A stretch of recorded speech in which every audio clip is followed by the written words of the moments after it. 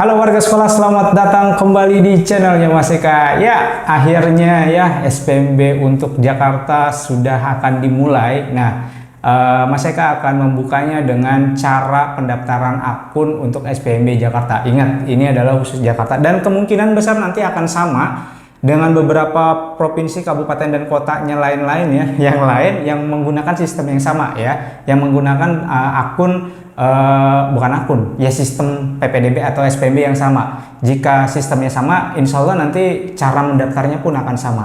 Nah, ini Mas Eka akan berikan contoh khususnya untuk yang di Jakarta ya. Untuk yang di Jakarta, cara membuat akun atau ajuan akun SPMB-nya itu seperti apa sih? Nah, kali ini kita akan coba untuk memberikan tutorialnya. Tapi sebelum itu, untuk para warga sekolah yang mungkin baru menemukan channelnya Mas Eka nih, silahkan subscribe dulu channel ini untuk mendukung channelnya Mas Eka agar bisa berkembang lagi dan bisa memberikan informasi terupdate kepada para warga sekolah.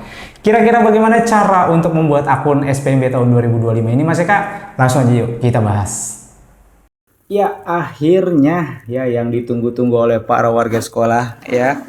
Kita akan mulai ya, tapi sebelum itu untuk para warga sekolah nih ya, siapkan dulu cemilannya karena ini lumayan cukup panjang, yaitu cara ajuan akun dan aktivasi SPMB DKI Jakarta untuk jenjang SD, SMP, SMA, dan SMK. Jadi siapin dulu cemilannya ya sebelum kita lanjut.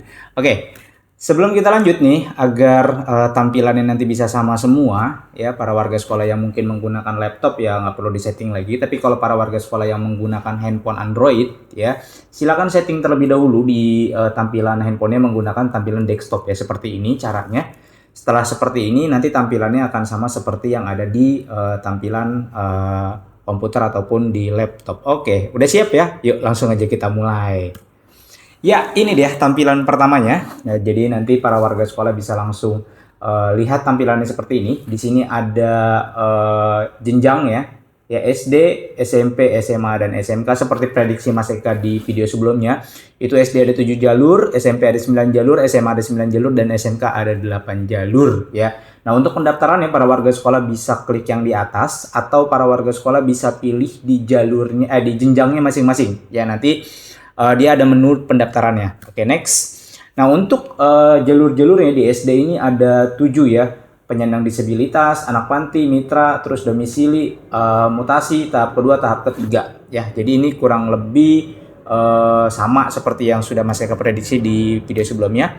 Tampilan di SD-nya nanti akan seperti ini. Kalau para warga sekolah mengklik SD ya, misalkan pilih domisili gitu, diklik, maka nanti akan tampilannya seperti ini ya. Begitu juga dengan yang di SMP. SMP ada 9 jalur, akademik ya, prestasi akademik, non akademik, penyandang disabilitas, anak panti, kemudian KJP plus dan lain-lainnya, domisili, mutasi, tahap kedua PPDB bersama. Ya, ini sama seperti yang sudah Mas Eka bahas di video sebelumnya. Dan kalau misalkan kita pilih domisili atau prestasi akademik salah satunya, maka tampilannya akan seperti ini. Begitu juga seterusnya dengan jenjang yang di SMA, itu juga jalurnya sama ya. Diklik tampilannya akan seperti ini. Yang SMK juga ada sama, diklik maka tampilannya akan seperti ini. Nah, untuk yang di atas ya, di daftar akun, nanti para warga sekolah bisa mengajukannya lewat sini ya. Klik saja di ajuan akun baru ya. Kalau misalkan nggak mau ngetik yang seperti ini bisa ya. Kalau misalkan mau di sini, tuh klik yang ini sama melakukan pengajuan akun. Sama saja, nanti menunya akan lari-lari juga gitu. Larinya ke sini-sini juga. Nah, ini kita klik yang main di atas saja ya, ajukan akun. Kalau nanti tampilannya di sini tidak ada, maka para warga sekolah bisa melihat tampilannya yang dari jenjang dan jalurnya masing-masing. Ya, oke, next. Nah, setelah nanti para warga sekolah mengklik ajuan akun seperti ini, para warga sekolah akan dibawa ke halaman registrasi SPMB-nya. Nah, ini Mas Eka contohkan untuk di jenjang SD terlebih dahulu. Sebenarnya sama aja di SD, SMP, SMA, dan SMK. Nanti yang membedakan adalah di depan sini ya. Kalau yang di SD itu nanti menggunakan NIK ya, sementara kalau yang SMP, SMA, dan SMK nanti menggunakan Sidanira ya. Di sini masukkan NIK-nya ya. NIK siapa? NIK anaknya, NIK calon murid barunya, CMB namanya ya, bukan CPDB lagi. CMB ya, calon murid baru ya. Di sini masukkan, kemudian kode keamanannya masukkan, kemudian selanjutnya ya. Ini untuk jenjang SD. Sementara untuk jenjang SMP, SMA, dan SMK ini sama ya, menggunakan ID siswa, ngambilnya dari Sidanira. Lembar Sidaniranya kalau belum dibagiin, minta harusnya sudah dibagiin karena proses Sidanira sudah selesai semua, jadi minta ke sekolahnya. Dan untuk teman-teman yang di sekolah ya harusnya udah dibagiin ya. Jangan menunggu ntar kasihan orang mau daftar ya. Itu ada nomor peserta namanya. Di lembar Sidanira itu ada nomor peserta. Nah, nomor peserta tersebutlah nanti yang dimasukkan di dalam ID siswa ini, kemudian masukkan nama lengkapnya, NIK-nya, jenis kelaminnya, tanggal lahir, kode keamanan juga dimasuk kurang lebih sama seperti itu. Diklik selanjutnya ya, SMA, SMK juga sama menunya seperti ini. Nah, nanti akan tampilannya seperti ini. Yang untuk di jenjang SD ya, nanti di sini ada biodata muridnya, nama lengkap, kemudian jenis kelamin, tempat lahir, tanggal lahir, semuanya ada di sini ya, nilai tambahnya dan segala macam, status domisilinya juga ada. Kemudian nanti para warga sekolah tinggal pilih di lokasi verifikasi kartu keluarganya ya. Tempat verifikasinya itu nanti bukan tujuan sekolah, bukan tujuan sekolah, maksudnya bukan pilihan sekolah bisa gitu ya. Yang penting terdekat dari tempat para warga sekolah. Agar apa? Kalau misalkan ada reset password dan segala macamnya, para warga sekolah bisa langsung mengunjungi tempat verifikasinya. Jangan jauh-jauh ya. Kalau tempat verifikasi itu jangan jauh-jauh. Usahakan yang terdekat dari rumah tempat verifikasinya. Ingat, ini tempat verifikasi, bukan tempat atau bukan sekolah yang ingin dipilih, bukan ya. Ini tempat verifikasi ya. Nanti kalau misalkan tampilannya agak berbeda sedikit ya wajar lah ya. Paling nanti ada tambahan atau ada layoutnya yang agak berbeda. Sementara untuk yang nanti di jenjang SMP, SMA dan SMK, di sini sudah nanti ada menu ini sekolahnya ya, apa namanya?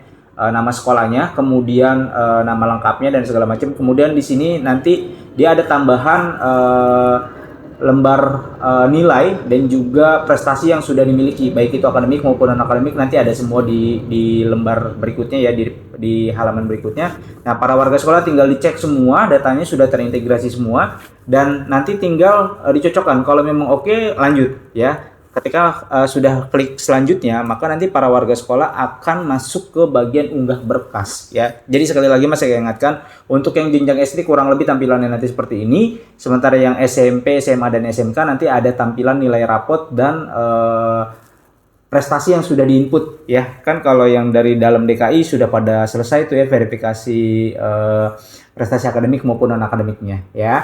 Nextnya nanti para warga sekolah mengupload berkasnya itu kartu keluarga, kemudian berkas pendukungnya dan dokumen pendukung lainnya ya. Di sini dimasukkan semua. Jadi di sini ada kartu keluarga, di sini ada rapor atau ijazah atau akte kelahiran ya. Jadi kalau yang dari jenjang SMP, SMA ke SMK dan SMK ya. Jadi dari SD mau ke SMP itu karena belum ada ijazahnya maka pakai akte ya. Kalau yang mau ke SMA berarti dari SMP ke SMA maka lampirkan yang namanya ijazah SD-nya. Itu di-scan ya. Jadi kartu keluarga, ijazah SD. Nah, kalau misalkan kartu keluarganya ternyata baru ganti kartu keluarga ya, ada penambahan kartu keluarga, tanggal terbitnya ternyata misalkan tanggal 1 April 2025, sementara ketentuannya 1 Juni 2024 terakhir diambil gitu kan. Wah, ini takut ditolak sama verifikatornya, maka yang pertama di sini lampirkan kakak baru, terus yang kedua di sini nanti lampirkan kakak lamanya ya sebagai pendukung ya. Itu dimasukkan di situ, kemudian kalau sudah diupload semua, klik selanjutnya ya. Ini masih ke contohnya ya. Di sini sudah terinput ya. Di sininya nggak ada, ini masih ke input 2, kemudian tinggal klik selanjutnya, maka nanti kita akan diminta untuk konfirmasi data. Nah, konfirmasi data ini nanti para warga sekolah diminta dilihat ya, NIK-nya, terus nama lengkap dan segala macamnya, ini semuanya dilihat semua ya. Nomor akta kelahiran, status domisili, nomor handphonenya dan segala macamnya itu dilihat semua sampai lokasi verifikasi kartu keluarganya juga dilihat ya. Terus dokumen unggahannya di sini ada, berkas kartu keluarga dan segala macamnya itu dicek lagi, jangan sampai salah. Kalau salah jangan disimpan tapi dikembalikan ya. Terus nanti para warga sekolah tinggal klik saya setuju dengan pernyataan di atas ya. Di sini dicentang, maka nanti para warga sekolah tinggal ngeklik simpan. Kalau sudah seperti ini masih saya ingatkan sekali lagi ya, bahwa data yang ada di sini benar-benar di cross check. Kalau yang dari jenjang SMP yang mau ke SMP dan SMA, di sini ada nilai, kemudian prestasi akademik dan non akademik. Ini benar-benar dicek ya.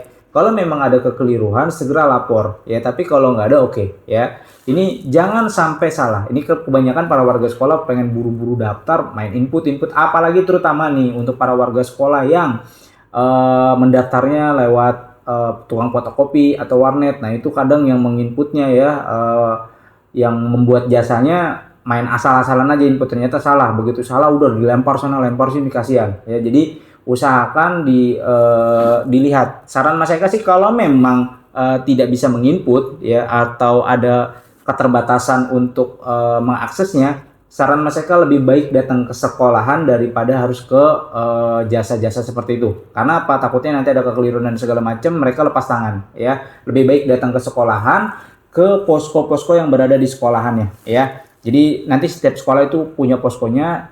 Di sana ada teman-teman petugas yang baik hati banget, tinggal nanti minta tolong untuk mengajukan aja ya. Kalau bisa bawa handphonenya jadi diajarin, enggak melulu disuapin gitu ya. Jadi bisa sepulang dari posko bisa mengajarkan ke yang lain lagi, sehingga itu meminimalisir kesalahan-kesalahan seperti input data yang kayak sebelum-sebelumnya gitu. Banyak banget di tahun-tahun sebelumnya di fotokopian atau di warnet atau di segala macamnya, mereka main input-input aja, begitu salah mereka lepas tangan. Nah ini untuk mengurangi itu lebih baik saran Mas Eka datang saja ke sekolahan jika memang mengalami kesulitan, tapi kalau bisa sendiri itu lebih bagus ya. Next, selanjutnya nanti maka tampilannya akan seperti ini. Para warga sekolah akan ada dapat notif seperti ini. Selamat Eka ya, telah berhasil mendaftar sebagai peserta SPMB online 2025. Silakan cetak dan simpan bukti ajuan akun di bawah ini. Selanjutnya akan dilakukan verbal oleh operator sekolah. Jadi setelah para warga sekolah ini tadi ya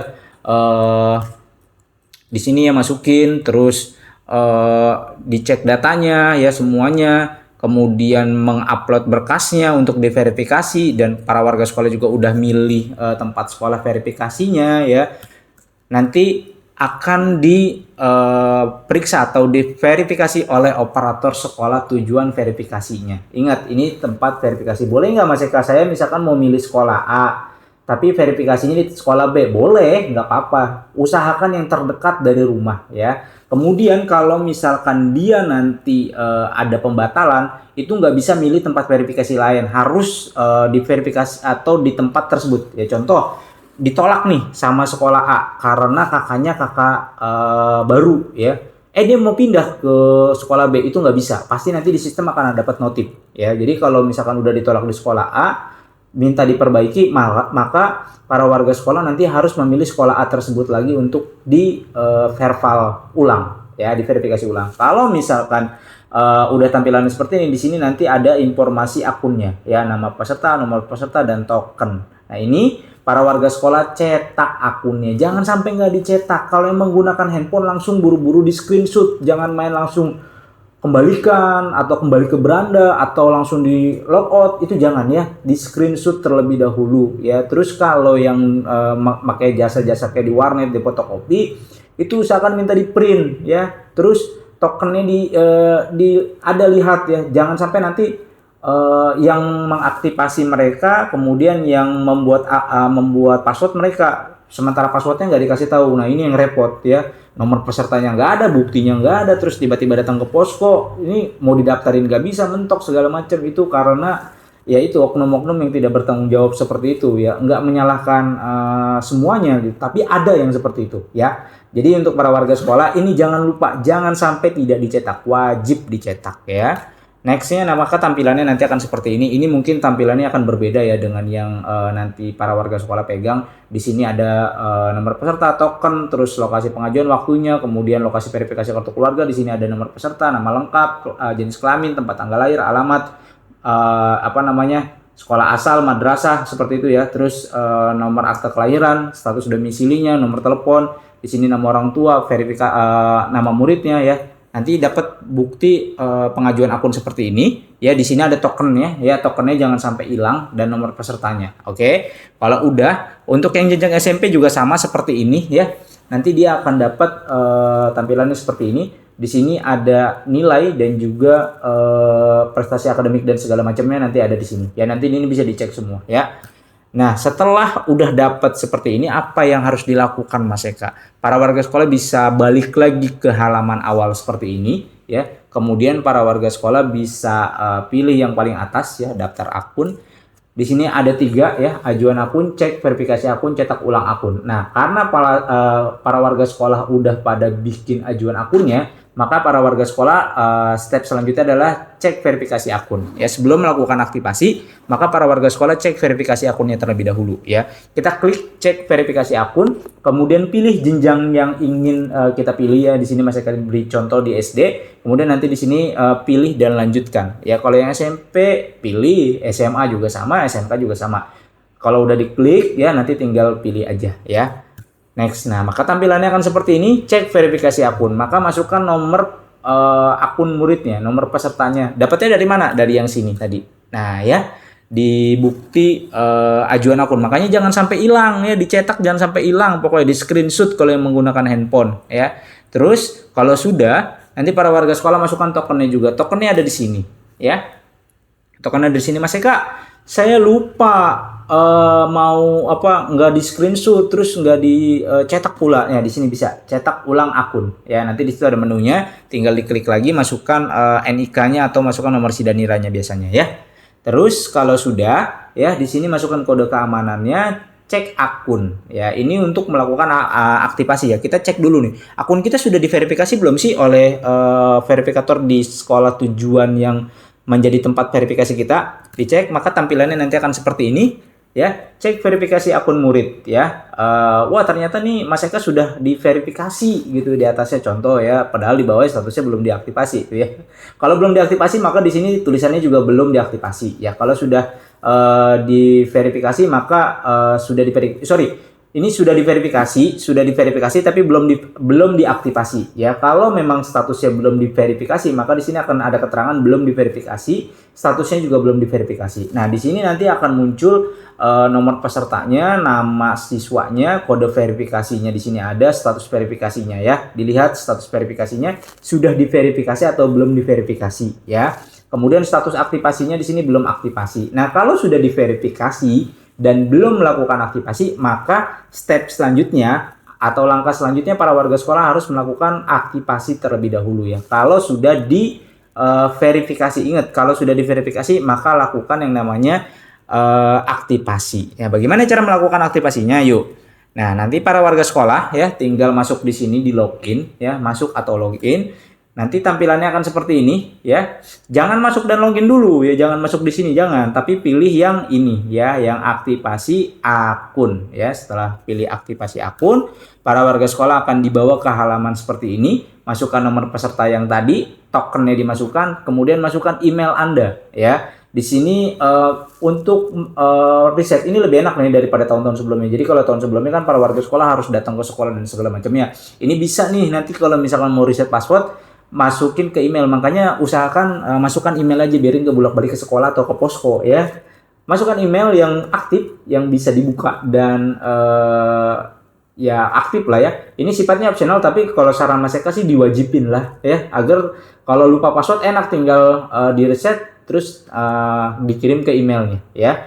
Nah, nanti setelah di sini udah dimasukin semua, maka para warga sekolah tinggal klik masuk. Nah, ketika klik masuk nanti dia dapat jendela atau tab tampilannya di situ mengganti passwordnya ya, nomor peserta kemudian password ya. Nanti confirm selesai maka keluar. Nah, token tadi diganti password ya. Password inilah yang kemudian nanti digunakan untuk pemilihan sekolah atau masuk ke akun SPMB-nya para warga sekolah ya. Setelah berhasil diaktifasi dan mengganti passwordnya atau membuat passwordnya, token berubah menjadi password ya, maka para warga sekolah bisa login lagi di sini ya, masuk login, tapi jangan pilih yang ini ya, tapi pilih yang atas baru bisa masukin di sini ya. Masukkan nomor pesertanya tadi apa, misalkan 1 2 3 4 5 6, passwordnya apa? Passwordnya warga ganteng contoh gitu ya. Nah, seperti ini kalau sudah masuk login. Kalau sudah masuk login, maka para warga sekolah nanti tampilannya kurang lebih akan seperti ini. Nah, ya. Tampilannya lumayan mengasihkan dan mengenakan ya. Di sini nanti para warga sekolah ada menu utamanya, kemudian di sini juga bisa pilih daftar sekolahnya ya. Yang SMP, SMA dan SMK juga demikian ya. Pilih jalurnya, pilih jalur apa nanti di sini ada semua. Kemudian daftar sekolahnya nanti disesuaikan dengan jadwal dan jalurnya masing-masing ya. nanti kita akan lebih bahas lagi di pertemuan berikutnya atau di konten berikutnya. Jadi seperti itu para warga sekolah. Ingat sekali lagi untuk para warga sekolah, jangan sampai akunnya lupa untuk di screenshot ya. Itu penting banget ya agar para warga sekolah tidak kehilangan tokennya. Seperti itu para warga sekolah. Ya, jadi seperti itu para warga sekolah, itu cara membuat akun atau ajuan akun ya untuk di SPMB tahun 2025 ini. Mudah ya, mudah-mudahan para warga sekolah bisa semua sehingga udah nggak ada yang bingung karena udah 3 tahun 4 tahun ke belakang ini menggunakan sistem yang sama, dan mudah-mudahan ini juga akan lebih baik lagi untuk para warga sekolahnya, jadi nggak perlu risau pakai handphone bisa ya.